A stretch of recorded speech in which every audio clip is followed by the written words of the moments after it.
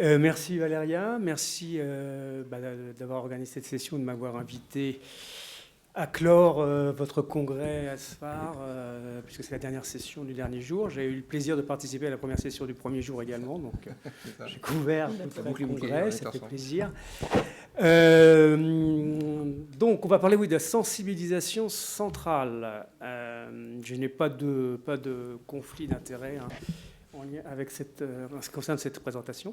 Donc, qu'est-ce que c'est que la sensibilisation centrale? Là, je vous ai mis la définition officielle, hein, de l'IASP, c'est-à-dire la Société internationale d'études de traitement de la douleur.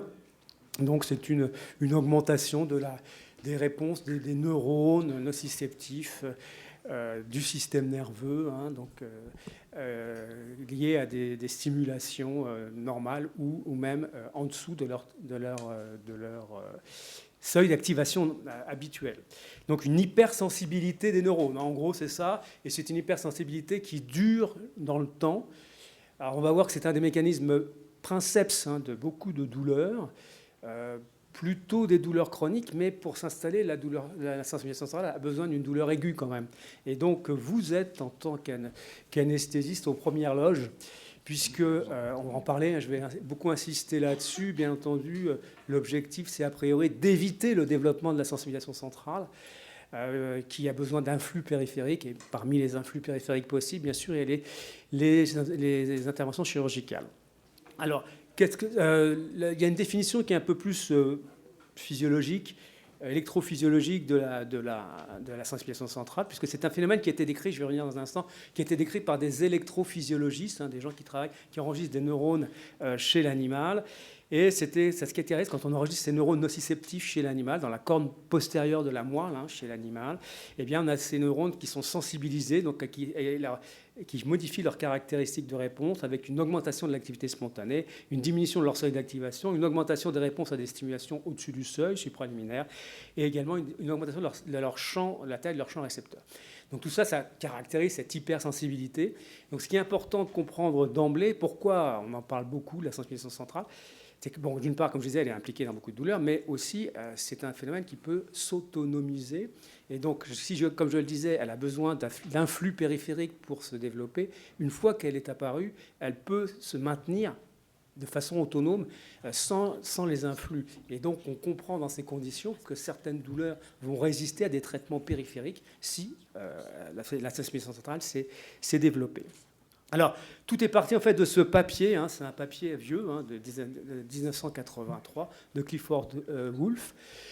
Donc c'était ce chercheur qui est anesthésiste, hein, de formation, et qui travaillait à Londres, et qui a décrit ce phénomène, hein, chez l'animal, dans le modèle animal. C'était, je ne sais plus si c'était des chats ou des rats à l'époque, et qui montrait qu'effectivement, en appliquant des stimulations périphériques, eh bien, on pouvait produire une hyperexcitabilité durable, hein, bien au-delà de la stimulation des neurones nociceptifs centraux, donc surtout au niveau médulaire. Il a enregistré un réflexe nociceptif qui était organisé dans la moelle.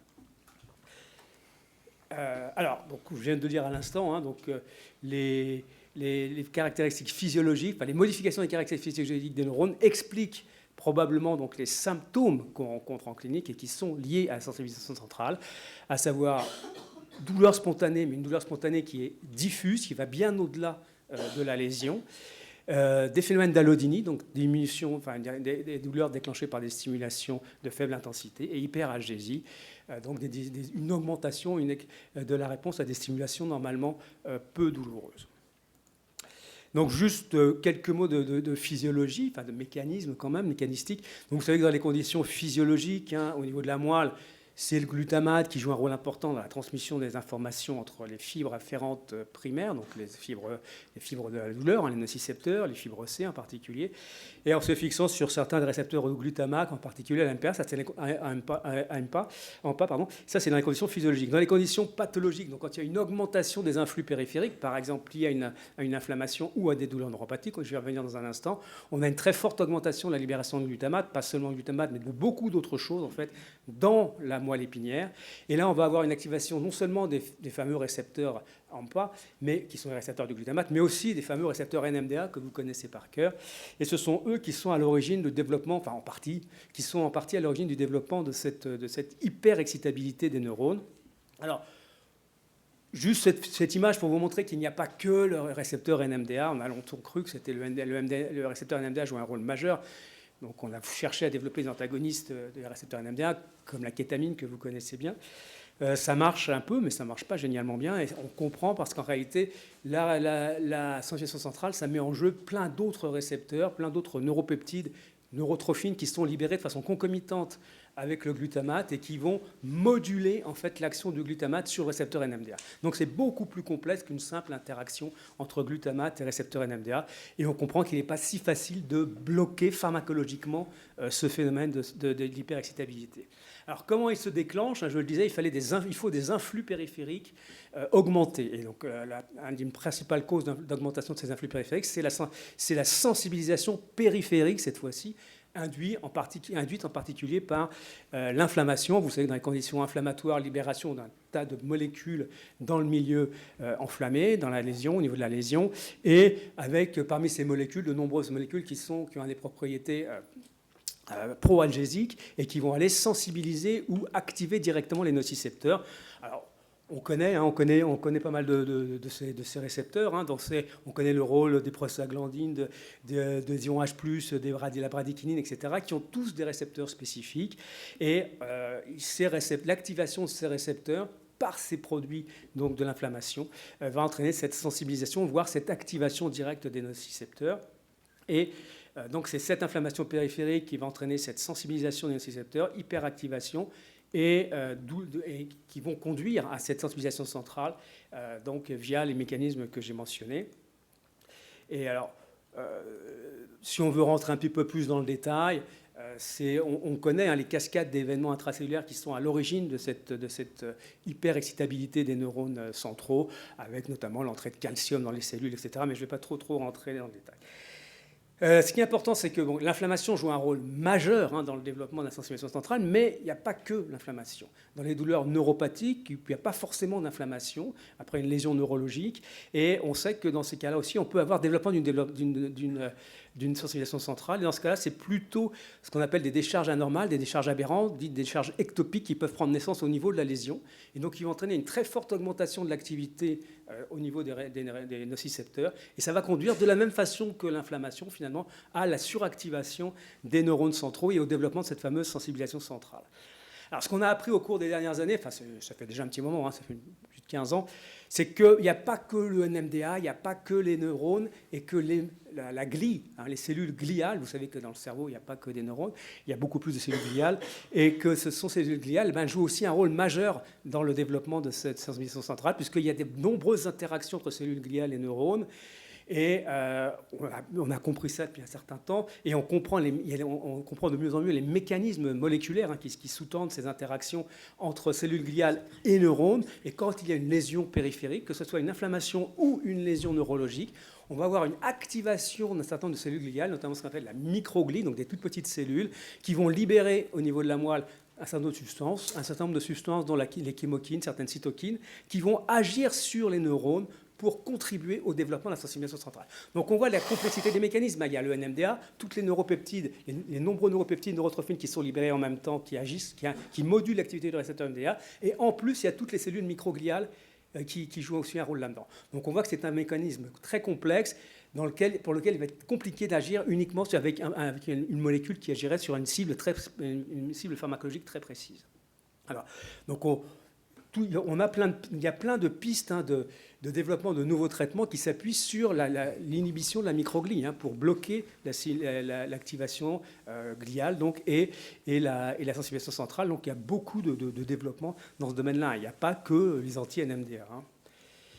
Alors donc vous voyez, juste pour synthétiser, on a deux types de lésions inflammatoires, lésions neurologiques, donc périphériques, qui, par des mécanismes distincts, vont conduire à une augmentation de l'activité des fibres, notamment des fibres nociceptives, donc des petites fibres, des fibres C, à delta. Et dans les deux cas, on va produire cette sensibilisation centrale. Donc on voit qu'on a des mécanismes périphériques qui sont distincts lésions périphériques neurologiques ou inflammatoires, mais qu'au finalement, on se retrouve avec des mécanismes centraux qui sont assez proches, qui permettent de comprendre qu'on peut traiter de la même façon des douleurs d'origine inflammatoire ou périphérique quand elles sont déjà au stade chronique. Par exemple, en utilisant certains antidépresseurs ou certains antiépileptiques. Alors, quels sont les corrélats cliniques, puisque c'est ça qui vous intéresse? Comment est-ce qu'on peut détecter cliniquement la sensibilisation centrale? Eh bien, on va calquer un petit peu la réponse des neurones, hein. En réalité, ça se caractérise cliniquement, la sensibilisation centrale, par des phénomènes, une douleur étendue, une douleur qui est beaucoup plus étendue que ce que le voudrait la lésion. Souvent une allodynie étendue, donc avec une diminution des seuils de douleur, une hyperalgésie étendue également. Il y a deux autres signes qui sont assez spécifiques, hein. C'est l'augmentation de la réponse à des stimulations répétées, c'est ce qu'on appelle la sommation temporelle. Si on applique des stimulations répétées à une certaine fréquence, on va dire de l'ordre de 1 par seconde, hein, c'est un test qu'on peut faire de façon standardisée, eh bien, cette stimulation répétée va entraîner une douleur extrêmement importante, beaucoup plus importante que dans les conditions normales. Et donc, c'est ce qu'on appelle la sommation temporelle. Et il y a bien sûr également une douleur, comme je disais, qui est beaucoup plus étendue que ne le voudrait la lésion. Et donc, il s'agit d'arguments cliniques indirects, hein, mais il n'y a pas de marqueurs, hein, de biomarqueurs, si vous voulez, de sensibilisation centrale. Donc, on a ces indices cliniques, hein, qui suggèrent fortement l'existence d'une sensibilisation centrale. Alors, il y a des questionnaires qui ont été développés, il y en a deux, hein, qui ont été développés pour essayer de détecter cette sensibilisation centrale en clinique. Il y a le Central Sensitization Inventory et l'autre, c'est le Pain Sensitivity Questionnaire. Ils sont intéressants, mais disons que le lien entre ces questionnaires et les mécanismes sous-tendant la sensibilisation centrale sont loin d'être évidents. Donc ces questionnaires sont souvent utilisés en recherche clinique, mais bon, ils sont intéressants sans plus, je dirais.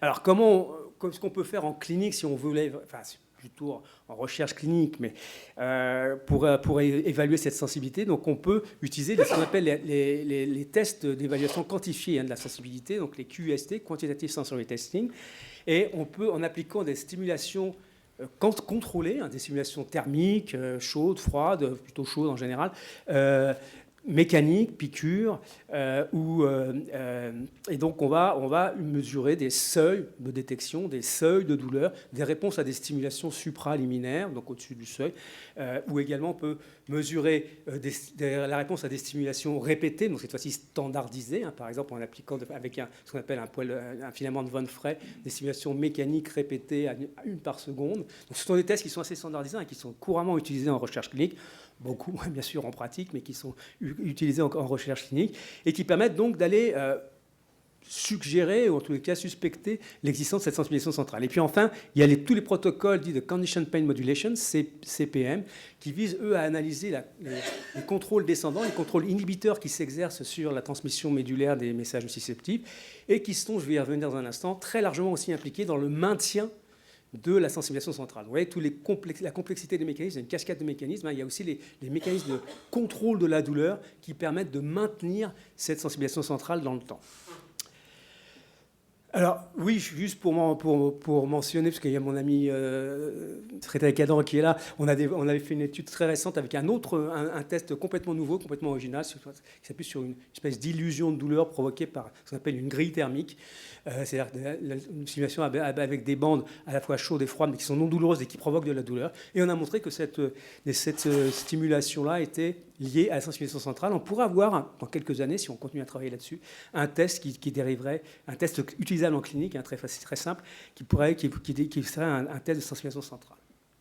Alors, ces tests ont été utilisés dans plein d'études cliniques, hein, et pour essayer de démontrer, de confirmer l'existence de cette sensibilisation centrale.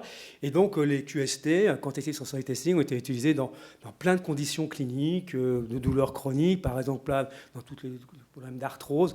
Et on a confirmé qu'il y avait une diminution des seuils, allodynie, hyperalgésie, souvent très étendue chez beaucoup de patients. Il y a une proportion différente selon les études, mais au moins 30, 40, 50% des patients ont ces phénomènes cliniques suggérant l'existence d'une sensibilisation centrale. Et donc ça, c'est important parce qu'on peut phénotyper, on peut caractériser les patients sur cette base-là. C'est-à-dire il y a deux groupes de patients, au moins ceux qui ont une sensibilisation centrale, ceux qui n'en ont pas. Et si on a en tête les mécanismes sous-jacents, on comprend bien qu'on ne va pas forcément traiter de la même façon ceux qui ont une sensibilisation centrale et ceux qui n'en ont pas. D'accord ? Donc ce n'est pas anodin, ce n'est pas juste pour s'amuser à faire des tests compliqués. Donc il y a plein d'études, je ne vais pas rentrer dans le détail, mais qui ont confirmé que dans plein de situations cliniques, et je vais venir très rapidement sur le post-opératoire, on avait des phénomènes d'allodynie ou d'hyperalgésie beaucoup plus étendus que ne le suggérait la lésion. Donc ça, c'est par exemple avec une hyperalgésie à la pression chez les patients qui avaient l'arthrose du genou, par exemple. Et donc, encore une fois, cette idée de séparer deux groupes de patients, ceux avec et sans sensibilisation centrale. Là, alors, l'intérêt de ces tests-là, c'est qu'ils ont aussi une valeur prédictive, pronostique. Et par exemple, dans ce travail qui est assez récent, on avait montré que la valeur pronostique de la présence ou pas d'une hyperalgésie étendue avant la chirurgie, c'était une chirurgie de prothèse totale du genou, et il avait montré que en présence de cette hyperalgésie étendue qui était mesurée au moyen de ces QSC, au moyen de ces tests quantifiés, eh bien, quand elle était identifiée, il y avait un risque accru de développement de douleurs chroniques. Donc, hyperalgésie étendue préopératoire était un facteur de risque de développement de douleurs chroniques post-opératoire jusqu'à 6 mois, 1 an après l'intervention. Même chose avec un autre test qui est extrêmement sensible, qui est la stimulation répétée, donc pour mesurer la sommation temporelle. C'est ce que je vous disais tout à l'heure. On applique des petites stimulations répétées et on voit ce qui se passe. Et on voit que quand il y a une stimulation centrale, eh bien, on a une très forte augmentation de la douleur provoquée par ces stimulations répétées, alors que l'intensité de la stimulation ne change pas. C'est simplement la répétition. Et donc, ce phénomène-là, cet accroissement de cette sommation temporale est un signe très évocateur, comme je le disais, de sensibilisation centrale. Et c'est aussi un signe prédictif du développement de douleurs chroniques. Quand on met en évidence ce phénomène avant l'intervention, on a plus de risques de développer des douleurs chroniques post-opératoires. Donc ça a été confirmé dans plein d'études. Il y a cette méta-analyse, cette revue systématique et méta-analyse relativement récente, 25 études. Et sur ces 25 études, il y a 17 qui confirment très très largement l'importance des QST, donc, pour identifier des facteurs de risque de développement de douleurs chroniques post-opératoires, avec les tests les plus intéressants, qui sont la mesure de la douleur à la pression, du seuil de douleur à la pression, la sommation temporelle. Et le troisième test, c'est l'évaluation des contrôles descendants, la modulation endogène de la douleur, avec ces fameux protocoles de CPM, Condition Pain Modulation, qui consistent à appliquer deux stimulations douloureuses en même temps, et de voir quel est l'impact de la stimulation la plus forte sur la plus faible. Donc c'est le phénomène classique d'inhibition d'une douleur par une autre douleur, qui a été décrit il y a très très longtemps. Et en France, par le BARS notamment, avec ces systèmes des CIDN, des contrôles inhibiteurs diffus induits par stimulation nociceptive, donc le BARS et son équipe, et là, avec Villers notamment, il avait montré que ces phénomènes-là faisaient intervenir une boucle. Donc, c'est-à-dire qu'il fallait mettre en jeu une boucle qui montait dans le cerveau et qui redescendait, et que cette boucle était impliquée dans les contrôles descendants. Et donc, l'intérêt de ce phénomène d'inhibition d'une douleur par une autre douleur, qui est sous-tendu par cette boucle anatomique, eh bien, c'est qu'on peut le tester facilement en clinique. On peut appliquer 2 stimulations contrôlées chez des patients. Ça a été fait dans de très, très, très nombreuses études. Je vous montre ici un exemple dans le cas de la fibromyalgie, parce qu'il y a beaucoup d'études dans la fibromyalgie, donc des patients qui ont des douleurs diffuses. On applique une stimulation test, par exemple, au niveau du membre inférieur. On mesure un seuil de douleur. On applique une stimulation en même temps, une stimulation beaucoup plus forte au niveau du membre supérieur. Par exemple, ici, une douleur à la pression. Eh bien, on a normalement une inhibition de la stimulation test par la stimulation dite conditionnante, dans les conditions physiologiques, dans les conditions normales. Mais chez ces patients, on a une nette diminution de cet effet inhibiteur. Donc, beaucoup moins d'inhibition. Donc, s'il y a moins d'inhibition, c'est qu'il y a une forme de facilitation. Et donc, ce déficit en contrôle inhibiteur joue un rôle important dans le maintien de ces phénomènes d'hyperexcitabilité que constitue la sensibilisation centrale. Donc ça a été montré dans plein d'études. Il y a des contrôles à la fois descendants, inhibiteurs et facilitateurs qui sont profondément modifiés dans les conditions pathologiques. Je ne vais pas trop rentrer dans les détails, juste pour vous montrer encore une fois qu'il y a un intérêt prédictif de tout ça. On a montré que c'est une vieille étude, mais il y a eu beaucoup d'autres études plus récentes qui ont confirmé ces résultats. Quand on mesure ces inhibitions CPM, donc inhibition d'une douleur par une autre douleur, chez des patients en préopératoire, on peut constater que ceux qui ont moins d'inhibition en préopératoire sont plus à risque de développer des douleurs chroniques post-opératoires 6 mois après l'intervention. Donc, si on a un phénotype, on va dire, avec moins d'inhibition endogène, eh bien, on a plus de risques de développer des douleurs post-opératoires chroniques. Et donc ça a été confirmé dans pas mal d'études.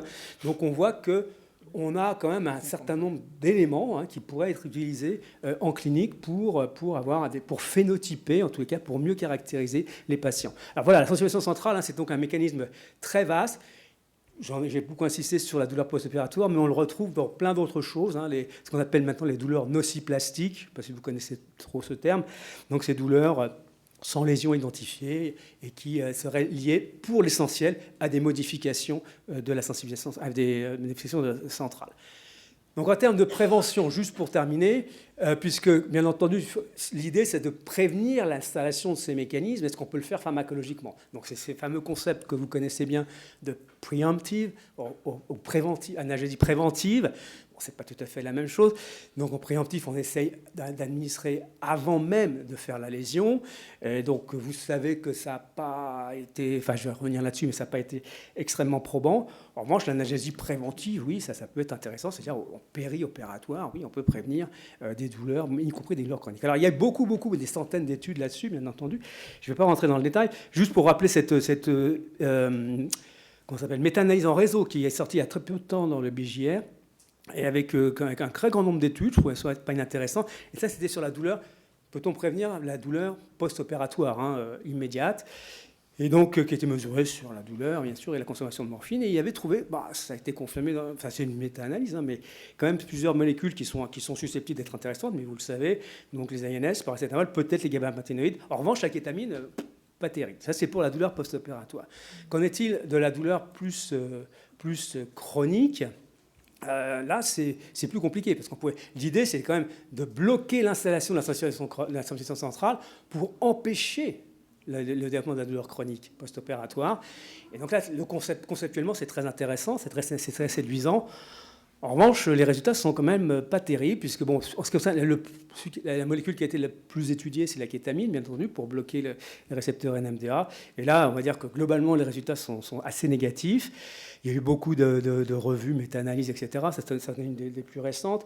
Les molécules qui ont été les plus étudiées, c'est kétamine, mais aussi les gabapentinoïdes, gabapentine et prégabaline. Et là encore, les résultats sont assez un peu variable, mais globalement, ça reste très négatif. Donc, c'est très décevant en ce qui concerne la prévention de la douleur chronique. En revanche, le périopératoire, si, ça reste intéressant. Voilà. Donc, en conclusion, je dirais que la sensibilisation centrale, c'est un mécanisme physiopathologique majeur, vous avez compris, qui intervient dans plein de types de douleurs et qui sûrement joue un rôle capital dans la chronicisation, et vous êtes au premier rang pour prévenir la chronicisation. Donc les mécanismes cellulaires sont beaucoup mieux compris, même si ils n'ont pas encore permis de développer des nouvelles molécules, mais quand on a vu la complexité des mécanismes qui sont en jeu, on comprend que ce n'est pas une petite molécule qui va suffire. Donc c'est un diagnostic clinique, la sensibilisation centrale, donc n'importe lequel d'entre vous peut faire ce diagnostic, il n'y a pas de difficulté particulière. Et donc l'intérêt, et je pense que ce n'est pas suffisamment utilisé en clinique, mais il devrait être possible de faire des phénotypages, des catégorisations de patients en préopératoire et pour adapter, pour personnaliser beaucoup mieux la prise en charge des patients. Puisque, comme je vous l'ai montré, il y a une valeur prédictive de ces signes pour le développement, par exemple, de douleurs post-opératoires chroniques. Voilà, je vous remercie de votre attention. Merci.